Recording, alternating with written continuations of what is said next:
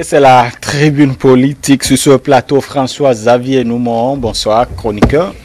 Bonsoir, bonsoir nos amis téléspectateurs. D'ici. Et d'ailleurs. Serge Defogui, vous êtes acteur politique, bonsoir. Bonsoir Romuald, bonsoir chers co-débatteurs, bonsoir chers téléspectateurs. Très bien.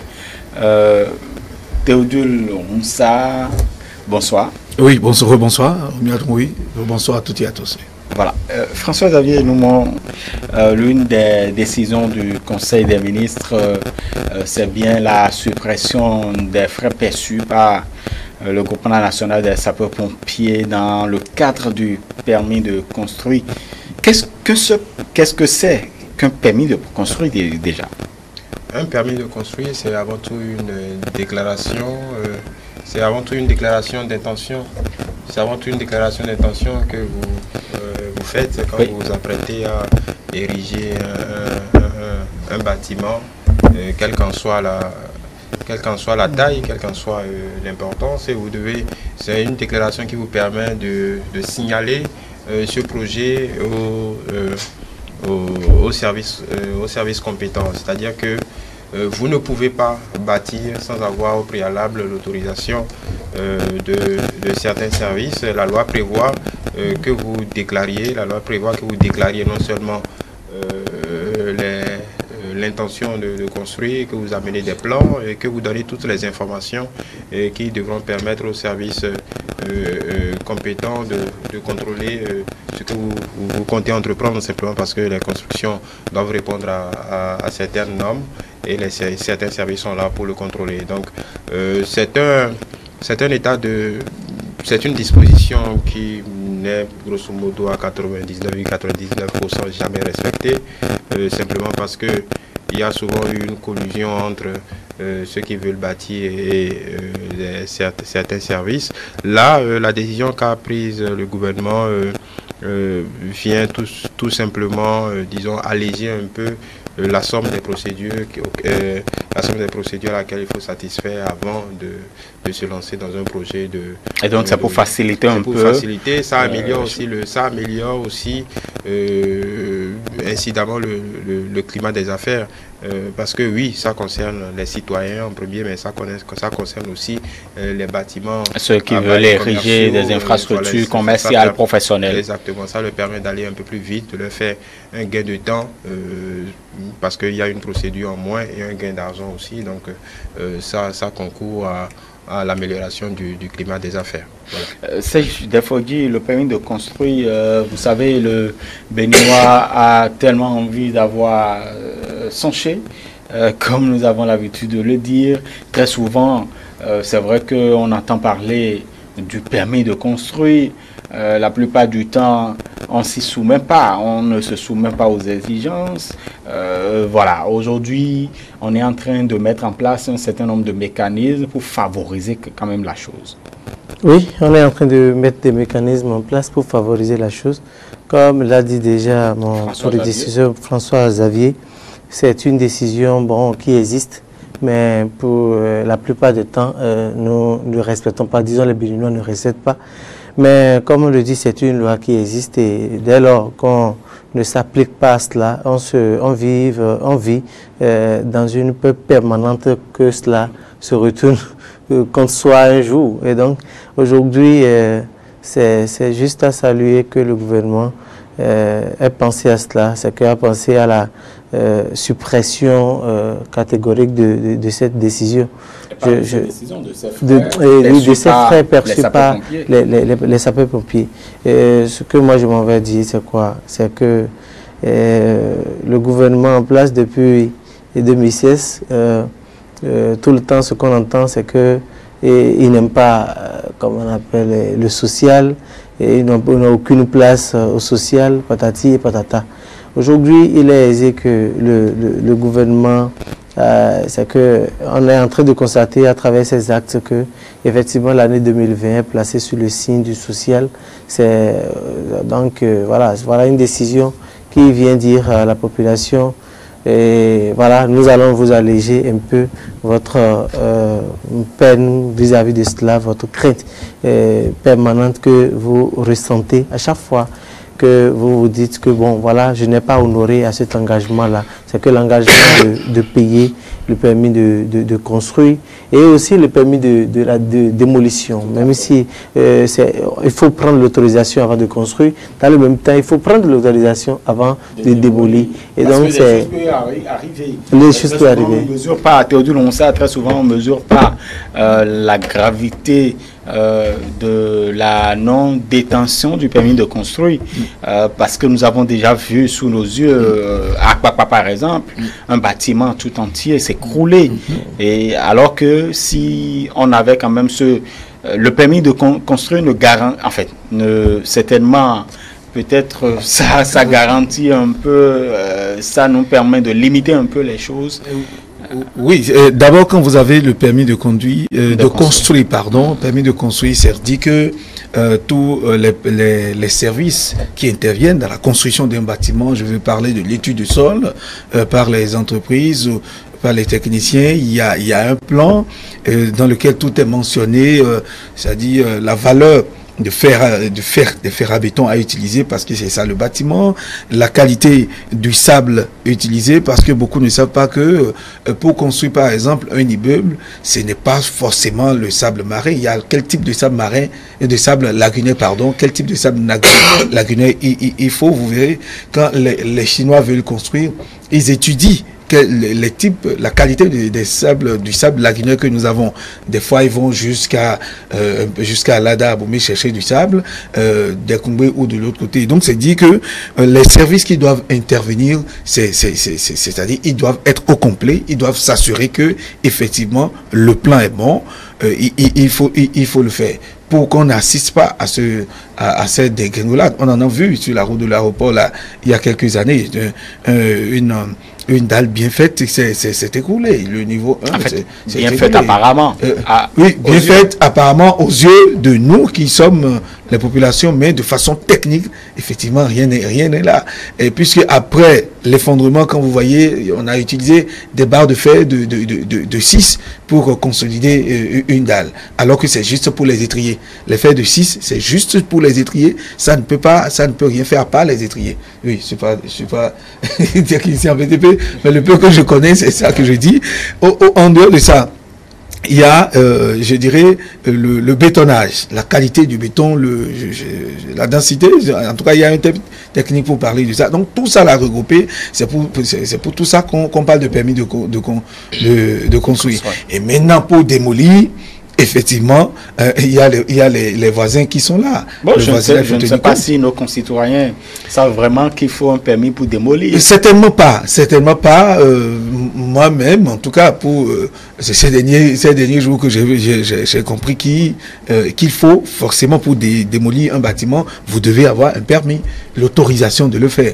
Et tout ça, bon, c'est l'ignorance des tests et des lois de la République. Pourtant, c'est censé ignorer la loi. C'est ça. Malheureusement, nous plaisons tous à les ignorer.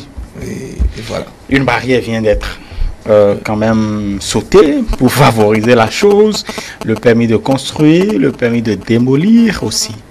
Oui, non, il faut dire que concernant le permis de construire, il y avait déjà eu des décisions qui avaient été prises en 2018 pour favoriser l'obtention de ce permis de construire qui est rendu aujourd'hui obligatoire. Et l'autre chose importante qui participe de l'amélioration du climat des affaires et de la protection des citoyens, c'est que au niveau de la construction de certains bâtiments, certains bâtiments à vocation administrative, commerciale, ainsi de suite, il y a la problématique des assurances. Parce que un bâtiment comme déjà je pense un bâtiment de 2 étages, 3 étages, même des bâtiments d'habitation doivent satisfaire à certaines normes, ils doivent prendre certains types d'assurance. Mais vous ne pouvez pas prendre d'assurance si vous ne fournissez pas de permis de construire. Donc ce sont des éléments constitutifs du dossier que vous devez fournir pour pouvoir souscrire à ce type d'assurance. Donc je pense que toutes ces petites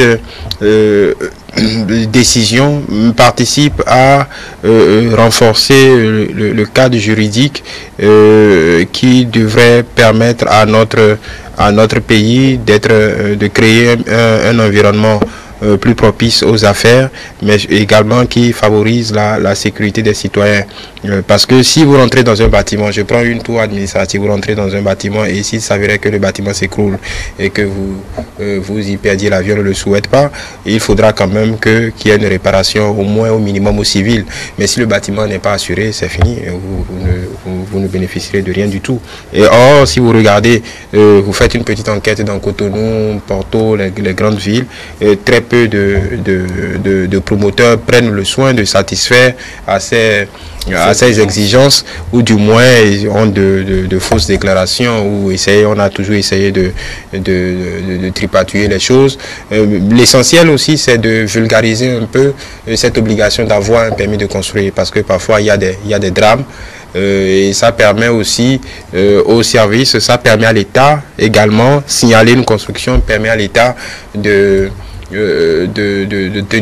tenir compte, de mettre à jour l'assiette fiscale, de mettre à jour...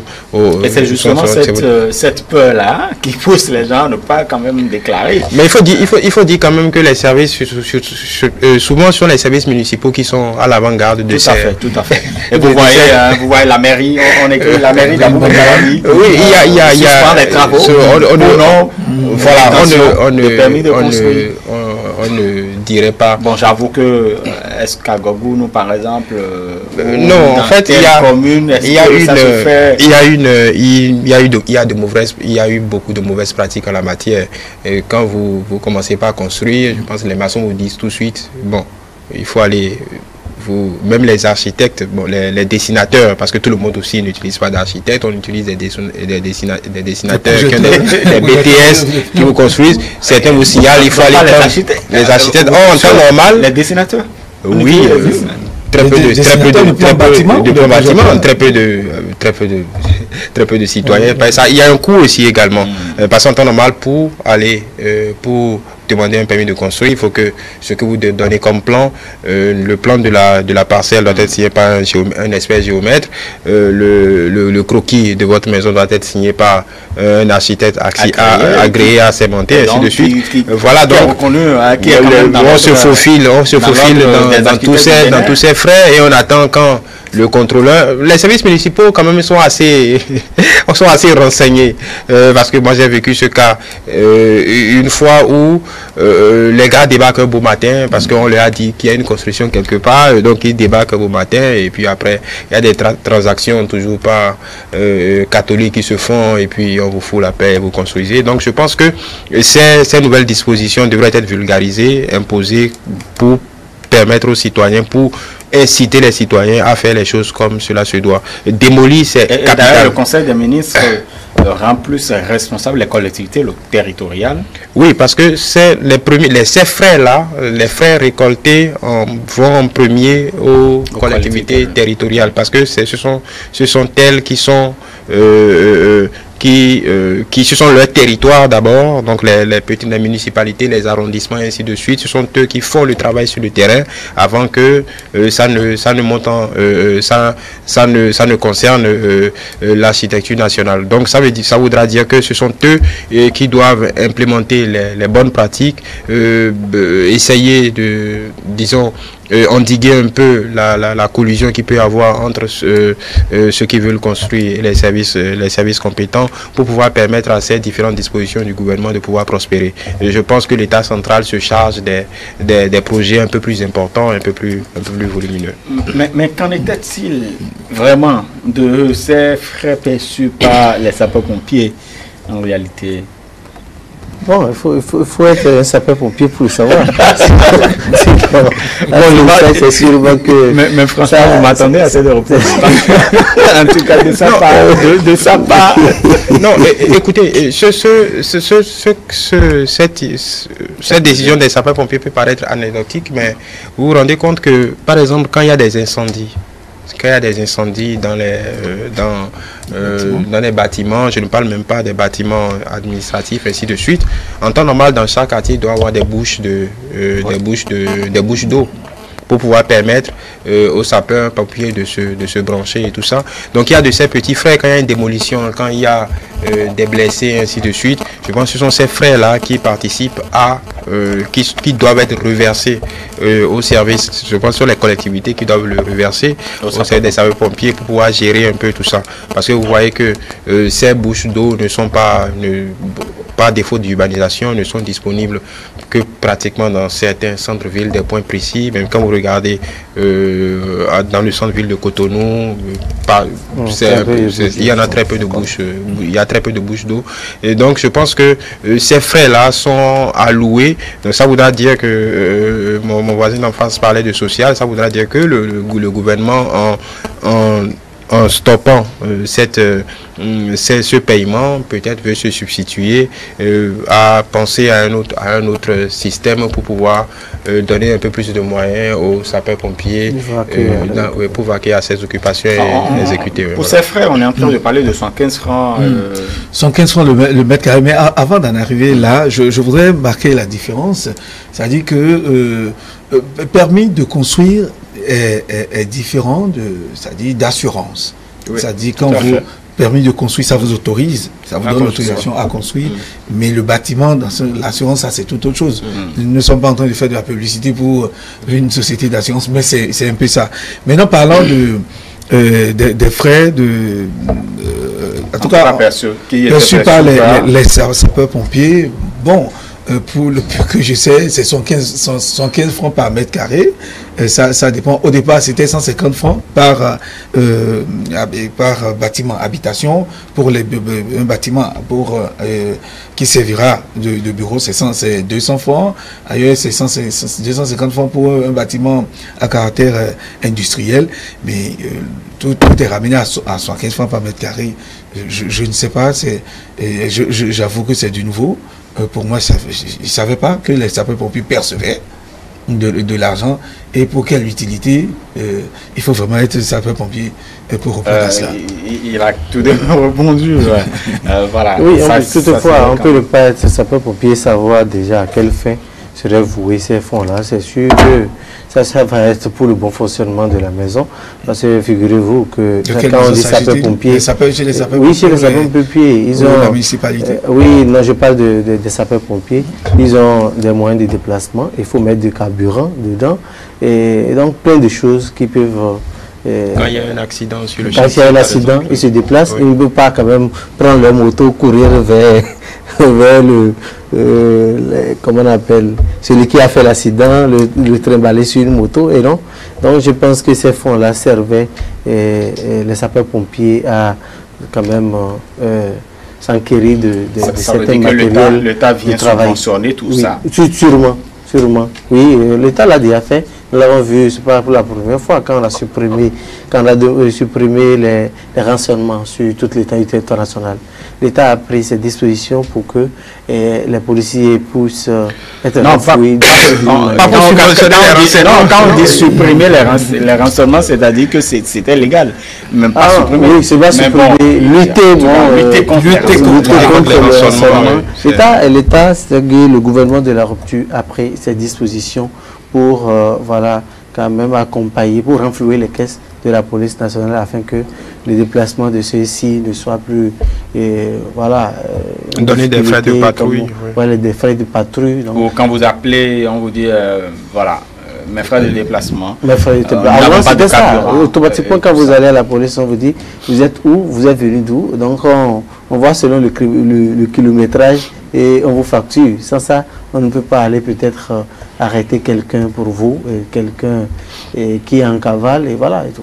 Avant de passer à un autre sujet, il y a tout de même, surtout par rapport à cette réunion hebdomadaire des membres du gouvernement, il y a donc cette zone économique spéciale qui sera érigée à Glodjibé, 1414 hectares.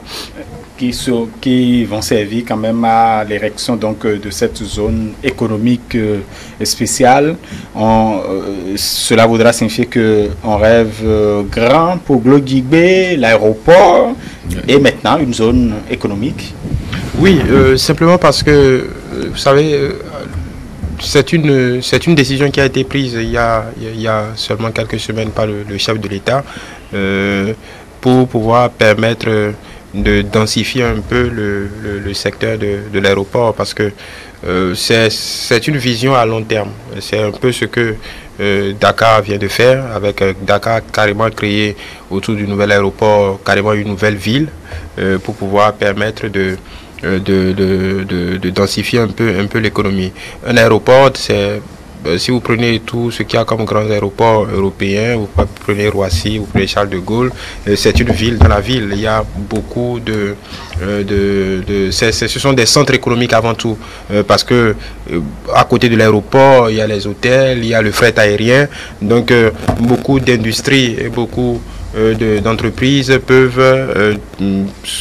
ce serait avantageux pour ces entreprises-là de pouvoir se mettre dans cette zone non loin de l'aéroport, surtout ceux qui travaillent à l'export, pour pouvoir, disons, diminuer, juguler un peu leurs factures en frais logistiques.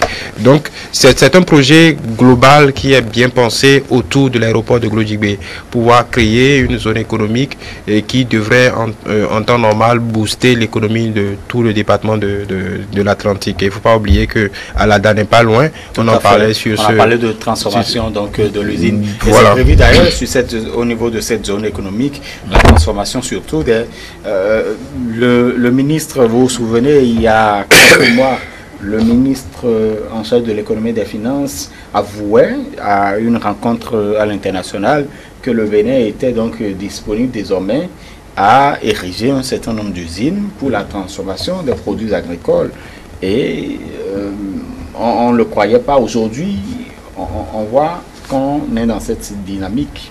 Essaye d'effeuiller. Oui, on voit, et ces choses-là rassurent en réalité les partenaires techniques et financiers de ce que nous avons des dirigeants qui ne font pas économie de vérité, qui ne mentent pas à tous égards. Et donc, quand j'avais lu à la faveur de cette rencontre au cours de laquelle le ministre faisait cette annonce. Je crois que ça doit être le sommet de TICAD. Oui, où ça jasait un peu sur la toile, où on trouvait un peu que c'est un peu de la démagogie, c'est pas trop faisable. Nous sommes très très dubitatifs au bilan. Donc c'est déjà bien que le gouvernement pense à joindre la parole. Les gens ont toujours été, les gens ont toujours été victimes de ce que, bon, ils portent espoir et finalement ils sont déçus peut-être. Oui, ils sont déçus, c'est important, je comprends et je ne les condamne pas aussi trop, même si par un moment on trouve que c'est parce qu'on n'aurait pas aimé que ça soit un acte venu de ce gouvernement-là, parce que ça resterait à son actif. Et on n'aurait pas aimé qu'un bilan aussi positif soit à leur actif. Ça va participer à leur réélection et ce n'est pas le vouloir en réalité de nos amis d'enfance. Je parle de nos amis d'enfance, c'est les amis qui ne partagent pas les mêmes objectifs que nous, qui n'adhèrent pas au PAG, qui ne croient pas au PAG, qui disaient autrefois que le PAG relève de la démagogie pure et simple. Mais aujourd'hui, il y a les projets qui prennent corps et qui parlent d'eux-mêmes. Nous n'avons pas beaucoup besoin de parler. Autrefois, nous disons et nous défendons la façade, c'est un beau projet. Mais aujourd'hui, nous n'avons plus besoin de le dire et s'en rendre déjà compte que c'est essentiel. Donc, déjà, si ce qui s'annonce pour Glodjibé, je pense que d'ici quelques années, nous allons méconnaître cet endroit-là. Et quand nous aspirons, comme j'ai l'habitude de le dire, nous aspirons à un développement durable, il est important de projeter et de poser les bases qui peuvent mettre au même diapason que les pays qui envisagent quand même aussi se développer. C'est tout simplement incroyable ce qui se fait. Et nous allons croire en eux et il est important que tout le peuple béninois adhère à cela, que le peuple béninois aussi fasse le sacrifice nécessaire. Parce qu'il y a aussi sacrifice de la part de la population de Glodjibé, où du jour au lendemain, certains seront relogés il aura beaucoup de sacrifices. Parce que d'abord, les 1414 hectares dont on parle, cela se retrouve sur l'espace de 10 000 hectares réservés ou déclarés d'utilité publique. D'utilité publique, oui, c'est bien ça. Et vous allez constater que tout dernièrement, et pour... En tout cas, le Conseil des ministres d'aujourd'hui a même créé désormais une agence de dédommagement foncier. Le Conseil des ministres en a décidé. Et donc, tout ça, c'est pour rendre Glou-Djiboué, pour donner une visibilité, c'est-à-dire créer une nouvelle ville. Parce que de l'autre côté, vous n'allez jamais entendre parler d'inondation dans la région de Glou-Djiboué, c'est pas possible, c'est sur une plaine bien située. Et donc, 1400 hectares pour une zone économique. Monsieur Noumon l'a dit tout à l'heure, c'est de créer un espace économique, donner vie à cet aéroport, parce que gouverner, c'est prévoir. Et ces projections, le gouvernement est en train de les mettre en place pour permettre, en tout cas, pour donner vie à ce programme d'action du gouvernement qui a été élaboré et pour les réaliser. Et donc, 1400, c'est pas petit, et il faut évaluer le nombre d'entreprises, le nombre d'industries qui seront implantées, le nombre de sociétés et même d'habitations, parce que désormais, je dis à Kassato, à Lada, Tori, etc., toutes ces villes vont connaître un essor. Zinvier, c'est jusque de l'autre côté d'Abomey, à Gouagon, je crois. Tout ça là, c'est d'une visibilité et c'est clair. Le PHG, notre pays se transforme grâce à cette nouvelle le département de l'Atlantique peut être heureux parce qu'il y a quand même de grands projets. Le département, il y a des communes de ce département qui se retrouvent déjà dans le Grand Okoué qui bénéficient donc de la gestion des déchets. Vous voyez aujourd'hui l'aéroport de Glou-Djiboué qui se retrouve dans le département de l'Atlantique. On est en train de parler d'une zone économique spéciale. Pour ça, le département de l'Atlantique bénéficie tout de même de grands projets. Est-ce qu'à dire que c'est parce que le département du littoral, par exemple, franchement, il y a l'eau qui dispute la place avec nous quand même. Il n'y a pas d'espace dans le département du littoral pour ce type de projet d'envergure. Et de toute façon, l'aéroport de Glou-Djiboué, c'est un vieux projet. C'est un vieux projet qu'aujourd'hui, vraisemblablement, que notre génération à nous va toucher du doigt et va être témoin de sa réalisation. Et je pense que fondamentalement, l'aéroport de Glou-Djiboué a été pensé pour désengorger, pour, disons, annuler l'aberration qui était l'aéroport de Kadiaou qui était en pleine ville et qui ne permettait pas vraiment, parce que un grand aéroport, ce n'est pas seulement les passagers, mais économiquement, c'est surtout la zone de fret pour permettre aux entreprises d'exporter, parce qu'on parlait de salade de fruits avec l'entreprise Blue Sky, mais c'est pas les voies aériennes. Il y a beaucoup d'entreprises. Si nous voulons opérer vraiment dans la transformation agroalimentaire, nous avons besoin, pour tout ce qui concerne la transformation agroalimentaire, vous avez pour la plupart des produits la chaîne de froid à respecter, la qualité, des normes de qualité bien strictes, surtout si vous aspirez au marché européen. Donc, vous avez un délai très court pour que les produits que vous réalisez se retrouvent dans les allées des supermarchés européens ou asiatiques ou nord-américains. Parce que quand on prend le cas de Blue Skies, 24 heures après, ça doit se retrouver déjà sur la table des consommateurs européens. Il faut des infrastructures qui permettent d'y arriver. Donc, voilà. Donc, je pense que c'est un projet très bien pensé parce que ça va attirer simplement la plupart des entreprises qui ont intérêt à raccourcir un peu leur coût logistique. Donc, les entreprises qui vont travailler beaucoup plus à l'export, dans la transformation, même des entreprises industrielles, des entreprises industrielles d'industrie légère, ceux qui fabriquent comme un peu au Nigeria, ceux qui fabriquent des boulons, des machines-outils qui sont destinés à l'export, ainsi de suite. Donc, c'est un gouvernement qui pense grand et qui anticipe en même temps la configuration que pourrait prendre ces types de projets. Et évidemment, ça a un intérêt bénéfique pour les villes, même à Calavi. Même Calavi devrait en bénéficier. Si vous faites un tour là-bas, vous verrez que les voies sont en train d'être décapées, les voies sont en train d'être agrandies au niveau d'Akasato. Vous voyez, la voie est en plein chantier. Ça devrait impacter Tori. Donc, si ça impacte Tori, c'est que ça impacte Pao, ainsi de suite. Donc, je pense que c'est un projet bien pensé, bien situé, qui demande énormément d'investissement parce que les gens se posent cette question. On nous a promis l'aéroport de Glodjibé, mais c'est un projet colossal. Si vous prenez le nouvel aéroport Blaise Diagne de Dakar, on prévoit d'abord les études de faisabilité. Oui, au-delà même des études, je pense que les études sont entamées depuis fort longtemps. Il y a des entreprises, les entreprises sont sur le terrain en train de travailler, mais les gens n'imaginent pas tout ce qu'il y a comme investissement à faire de ce côté-là. Et je prends encore en parallèle l'aéroport Blaise Diagne de la nouvelle ville à la périphérie de Dakar que les Sénégalais ont inauguré l'année passée pour un projet qui devait durer 5 ans, je pense à banalement 10 ans, simplement parce que les investisseurs ne voient pas très vite l'intérêt que ça peut leur apporter, donc il faut les convaincre. Il faut faire une bonne partie du chemin. Je pense que nous on l'a déjà fait. De 2016 aujourd'hui, les comptes publics ont été assainis. Le Bénin a une bonne capacité d'absorption des prêts concessionnels, des prêts commerciaux, ainsi de suite.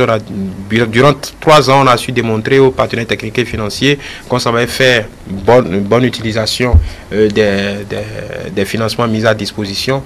Je pense que pour l'aéroport de Glodjibé, c'est surtout la partie chinoise qui est impliquée autant pour la construction que pour le financement.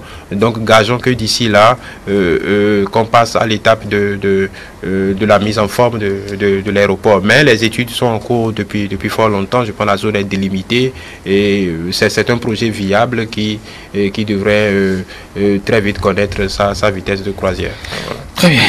Voilà, en tout cas, nous reviendrons très incessamment sur d'autres décisions issues de ce Conseil des ministres de ce mercredi 5 février 2020. Nous allons aborder le deuxième sujet, c'est par rapport à cette visite, à cette mission d'information et donc de contact de l'Assemblée parlementaire de la francophonie, qui est d'ailleurs satisfaite des échanges. Il faut quand même rappeler que toutes les composantes de la nation ont été écoutées, que ce soit l'opposition, que ce soit la majorité, les ambassades. La résistance aussi. Oui, j'ai parlé de l'opposition. Ah bon, je ne sais pas faire la différence. Voilà, les ambassades, les acteurs de la société civile, tout le monde. Donc les échanges étaient tout de même fructueux et puis l'Assemblée était... c'est surtout ça ce que j'ai aimé déjà dans leur démarche, c'est d'écouter toutes les parties. Et donc aujourd'hui, ne parlons plus de la résistance. Est-ce que ça existe encore? Non. La réponse est non. Bon, peut-être que notre papa... En tout cas, dans le communiqué final, l'essentiel, ils ont rencontré les opposants. C'est mieux de dire l'opposition. L'opposition et cette affaire de résistance là où on se demandait à quoi ils résistaient. Bon, bref, n'allons pas quand même nous attarder sur un fait isolé. Merci. L'essentiel, c'est de dire que toutes les parties ont été invitées. C'est qu'à cette rencontre, on les a écoutées. Et après cette rencontre-là, le communiqué a été rassurant. Le communiqué montre que, au-delà de ce que ceux qui se réclament d'une certaine résistance, d'une certaine opposition, essayaient quand même de peindre tout en noir et de montrer que la démocratie est véritablement en danger. Toutes les fois, il y a les institutions de la sous-région qui montrent quand même au président Talon qu'il est sous la bonne voie et que la démocratie, que nous continuons pas à être un exemple de démocratie. C'est important. Je crois que nous n'allons même pas dire que ce n'est pas moi qui l'ai dit, ou on dira que c'est parce que je me réclame d'une certaine partie, c'est-à-dire partisan de la mouvance, que je l'ai dit. Et donc, si des gens bien éduqués, des voix autorisées, comme le Parlement de la francophonie le dit, c'est important que nous puissions savoir que voilà, jusque-là, il n'y a pas encore péril à la demeure. Il est important que nous apprenions à respecter les décisions de la justice. La démocratie n'est pas résister à la loi qu'on s'est prescrite. La démocratie, c'est le respect aussi de nos lois. Donc une loi votée, promulguée par l'Assemblée nationale, mais parce qu'on se dit opposant, on dit on ne va pas respecter. Heureusement, nous voyons que, oui, votée par l'Assemblée nationale, promulguée par la Cour constitutionnelle. Par le président de la République. Oui, envoyée à la Cour constitutionnelle pour contrôle de constitutionnalité et promulguée par le président de la République. Dès lors, c'est une loi qui s'impose à tout le monde. Mais il est aisé de voir depuis quelque temps que les gens peuvent, de façon parallèle, dire bon, moi je ne vais pas respecter. Alors ceux-là pensaient que ce faisant, c'est une certaine résistance. C'est une certaine résistance et on clame ça un peu partout.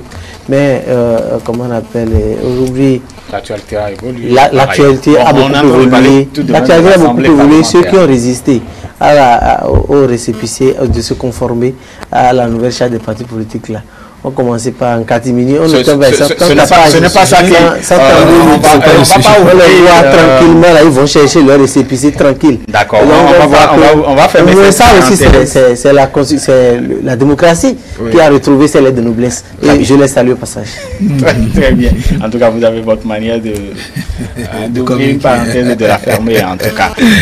Théodule Moussa, oui, l'APF qui se retrouve quand même au Bénin, qui a échangé et qui trouve que il y a des efforts qui ont été fournis au lendemain justement des violences survenues après donc les législatives du 28 avril dernier. Oui, je crois que c'est à l'actif de notre démocratie, hein, parce que tout ce qui s'était passé pendant les législatives passées, ça avait inquiété en tout cas l'ensemble de la classe politique nationale et internationale, et puisque le Bénin était reconnu comme en tout cas la base même de la démocratie, un exemple de démocratie dans l'Afrique et surtout francophone.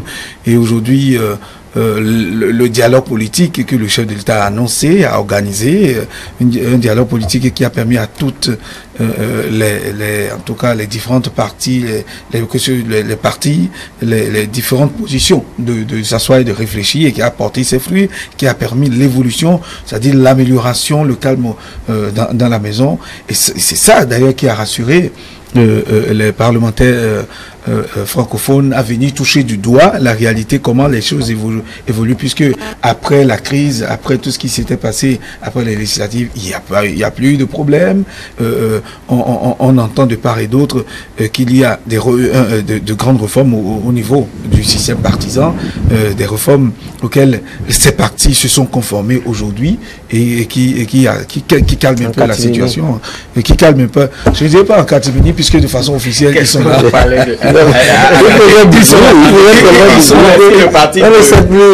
Ils n'ont pas annoncé qu'ils vont se conformer à la loi. C'est pas gentil. Non, mais ils l'ont annoncé. Vous avez demandé avec gentillesse, avec élégance, allez vous conformer à la loi. Vous dites non, on ne le ferait pas. Mais quand vous avez pris la décision d'aller vous conformer à cette loi, informez quand même le peuple que vous avez allaité. Bon, le parti, par exemple, le parti reste l'espoir. Il n'y a pas que ça. Il y a les MCB qui ont assez accepté. Bon, finalement, Rupert comme le secrétaire exécutif. En réalité, le plus bien responsable aujourd'hui. Et donc tout ça regroupé, c'est le cadre qui existe. C'est tout ça regroupé, ce dont vous parlez aujourd'hui, qui sont peut-être revenus à la raison. Et puis l'APF a écouté tout le monde. C'est ce qu'on vient d'apprendre. Eh bien, c'est un grand satisfait qu'ils ont décerné à la démocratie béninoise. Et puis ils sont là. Les partis politiques ont été ceux qui reçoivent leur récépissé, le gouvernement a annoncé le programme, la Sénat qui a déjà annoncé son programme est donné, la liste des pièces à fournir, tout ça regroupé, ça prouve que bon, ils ont la certitude que maintenant ça va, ça se calme et que tout va se passer normalement au Bénin. Oui, je voulais juste ajouter qu'il y a peut-être un temps pour la résistance et un temps pour la raison. C'est l'Ecclésiaste, je paraphrase l'Ecclésiaste. L'Assemblée nous dit qu'il y a un temps pour tout. Oui, exactement. Il y a un temps pour naître. Oui, il y a un temps pour mourir. Donc il y a un temps pour la résistance. Pour pleurer. Oui, la résistance. Il y a un temps. Bon, non, ce que je voulais dire, c'est que deux choses m'ont frappé. L'extrait que j'ai suivi de l'allocution du chef de l'État.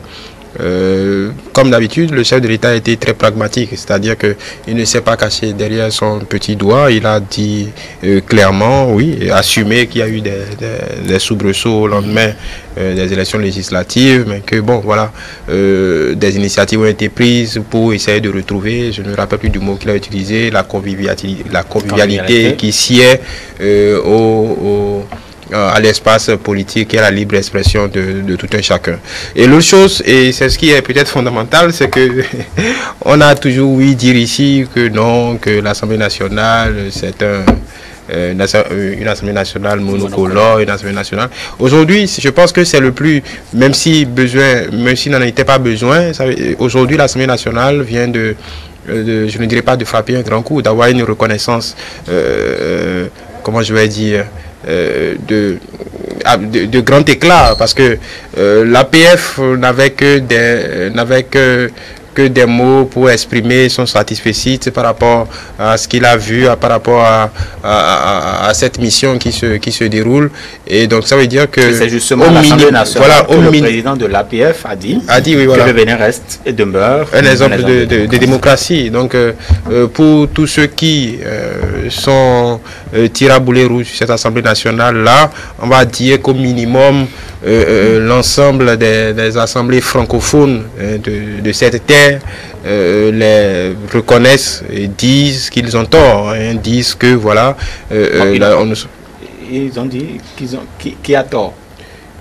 Que ceux qui pensent, ceux qui veulent, ceux qui ont tenté de délégitimer cette Assemblée nationale viennent de se voir prendre à défaut. Et ça, c'est le second coup porté à cette contestation après la décision de la CEDEAO il y a quelques temps. Donc je ne dis pas que l'Assemblée nationale avait besoin de cette attestation de bonne crédibilité, mais ça vient renforcer un peu plus leur légitimité. C'est pas une Assemblée nationale en catimini, c'est une Assemblée nationale qui est présente sur la scène internationale et vous voyez l'ampleur de la mission, vous voyez l'ampleur de la mission, de la délégation. C'est pour dire que voilà, nous sommes plutôt sur le bon chemin, et pour beaucoup, pas seulement nous, parce que parfois il faut savoir sortir de notre environnement, de notre petit microcosme ici. Nous sommes reconnus à l'international et nous continuons d'être un modèle malgré tout ce que nous avons eu comme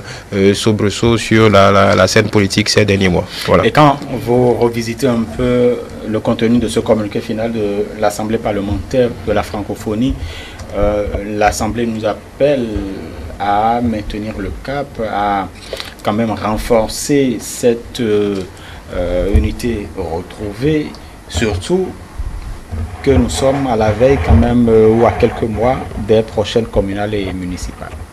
Oui, justement, et ce sacrifice-là, cela nous interpelle tous à un sacrifice général. Donc ça ne devait pas venir seulement des gouvernants actuels, mais également nous devons retrouver nos esprits de la bonne démocratie en question. Et donc, par moments, les gens végétaient dans le syncrétisme, mais maintenant, ils sont en train de retrouver les esprits et ils ont compris également qu'il faut en réalité respecter les décisions, en tout cas les lois de son pays.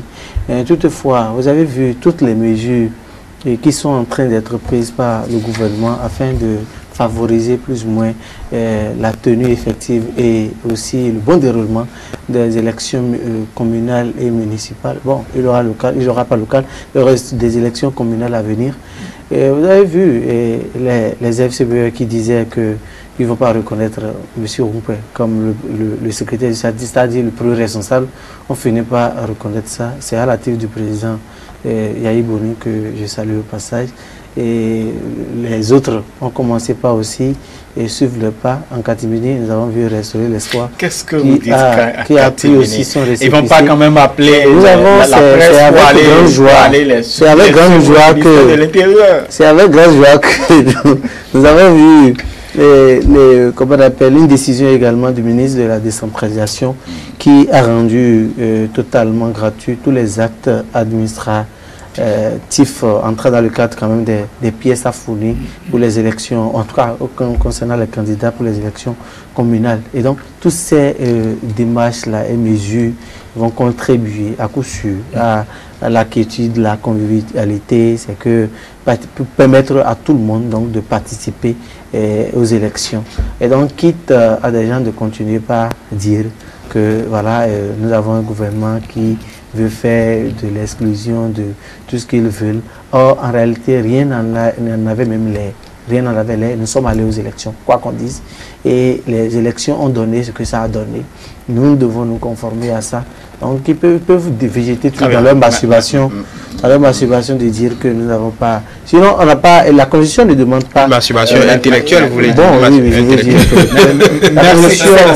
C'est des fois dire, est-ce que... Théodule, ça? Oui, en fait, c'est ça. Il faut aussi notre vivre ensemble, c'est le gros enjeu, surtout à l'issue des élections qui s'amènent, communales et municipales. En tout cas, c'est l'un des appels de l'APF.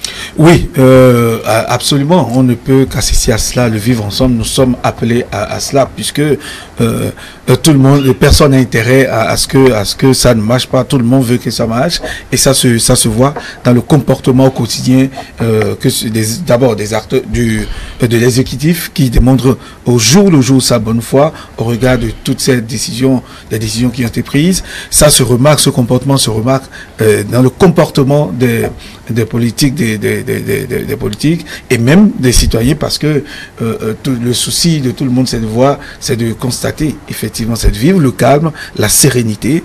Donc quand on parle d'élection, c'est une compétition et c'est pour le développement local, et ça c'est même la base de la démocratie, que le développement se passe à la base, qu'on arrive à choisir soi-même, c'est-à-dire nous-mêmes, ceux qui vont nous diriger à la base.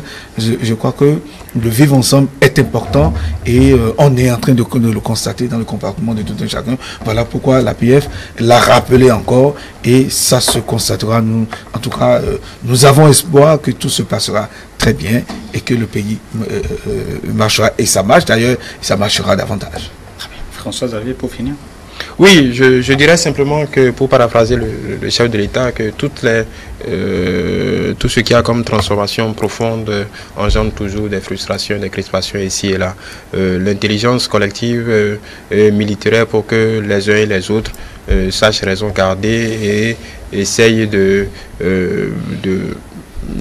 d'assainir déjà le langage utilisé, parce que si vous regardez bien ces 5 derniers mois, c'est beaucoup plus les libertés langagières que beaucoup se sont octroyées, qui ont mis le feu aux poudres, plus que les actes en réalité. C'est allé dans tous les sens, résistance, dictature, on a entendu de tout.